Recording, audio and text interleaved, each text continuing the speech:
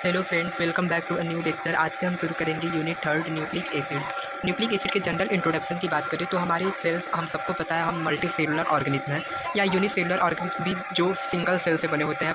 हर एक सेल का एक न्यूक्लियस होता है और उस न्यूक्लियस के अंदर पाए जाते हैं nucleic acid in the form of DNA and RNA. जी हाँ, न्यूक्लिक एसिड और कुछ नहीं, डीएनए और आरएनए को ही कहा जाता है। और ये न्यूक्लिक एसिड हमारे जीवन के लिए बहुत महत्वपूर्ण होते हैं, बहुत इनका महत्व होता है क्योंकि ये हमारे जेनेटिक इन्फॉर्मेशन को कैरी करते हैं। मतलब पेरेंट से प्रोजेनी में जो डीएनए ट्रांसफ़र होता है उसमें ही हमारे जेनेटिक इन्फॉर्मेशन होता है, जिससे कि हमें हमारे कैरेक्टर्स अपने प्रोजेनी में, अपने ऑफस्प्रिंग में देखने को मिलते हैं। इनकी और अच्छे से अगर हम डिफाइन करने की कोशिश करें तो ये नाइट्रोजनस बेस पेंटोज शुगर और फॉस्फेट ग्रुप से मिलकर बने हुए एक मैक्रो मॉलिक्यूल होते हैं, यानी एक बड़ा चैन लाइक स्ट्रक्चर इनका होता है। जैसे डीएनए की बात करें तो एक लैडर लाइक यानी सीढ़ी नुमा स्ट्रक्चर इसका होता है, जो कि स्पाइरल होता है। ऐसा एक डीएनए होता है। एक डीएनए का स्ट्रक्चर अगर हमसे उसके स्पाइरलिटी को हटाकर देखें तो एक लैडर टाइप का वो दिखाई देगा, और यही लैडर एक स्पाइरल शेप लेकर ऐसा स्ट्रक्चर फॉर्म करता है। तो ये था हमारा एक डीएनए का जनरल स्ट्रक्चर। अब हम इसके स्ट्रक्चर को अच्छे से देखेंगे तो न्यूक्लिक एसिड में जो पहला यूनिट होता है नाइट्रोजनस बेस, ये नाइट्रोजनस बेस ही डीएनए के लैडर का फॉर्मेशन करता है। और आरएनए के केस में भी ये नाइट्रोजनस बेस होता है, और सब नाइट्रोजनस बेस डीएनए और आरएनए में सिमिलर होते हैं except one, that is uracil. Uracil thymine को रिप्लेस करता है आरएनए के केस में। Nitrogenous bases are organic molecule containing nitrogen that form rungs of DNA ladder. DNA और आरएनए लैडर मतलब जो नाइट्रोजनस बेस होते हैं वही हमारे ऑर्गेनिक मॉलिक्यूल्स ऐसे हैं जो कि नाइट्रोजन कैरी कंटेन किए होते हैं और हमारे डीएनए का एक स्ट्रक्चर या आरएनए का स्ट्रक्चर फॉर्म करते हैं। डीएनए के केस में ये nitrogenous base adenine, thymine, guanine और साइटोसिन होते हैं, और वहीं आरएनए के केस में एडेनिन, यूरासिल, ग्वानिन और साइटोसिन होते हैं।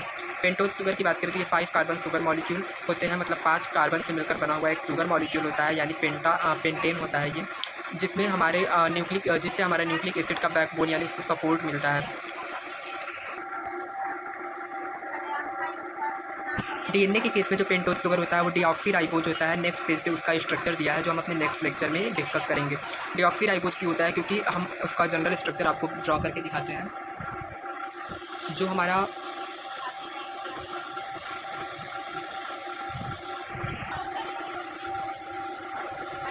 पेंटोज शुगर होता है कुछ इस प्रकार से मिलकर बना होता है। 4 कार्बन होते हैं और एक ऑक्सीजन होता है, और ये पेंटेन इसको हम नहीं बोल सकते क्योंकि इसमें 4 ही कार्बन है, बट इसका स्ट्रक्चर कुछ इस तरह से होता है। यहाँ पे जो फर्स्ट कार्बन है ये सेकंड कार्बन है, सेकंड नंबर कार्बन पे ऑक्सीजन अब्सेंट होता है और सिर्फ हाइड्रोजन होता है। मीन्स यहाँ पे ऑक्सीजन नहीं होगा, सिर्फ हाइड्रोजन होगा, और यहाँ पे भी हाइड्रोजन ही होगा। इस वजह से इसको हम बोलते हैं पेंटोज शुगर। तो ये डीऑक्सीराइबोस न्यूक्लिक एसिड होता है क्योंकि इसमें ऑक्सीजन अब्सेंट होता है सेकंड नंबर कार्बन के पास। वही राइबोस न्यूक्लिक एसिड की बात करें तो वहाँ पे सेकंड नंबर कार्बन के पास हमारा ऑक्सीजन प्रेजेंट होता है।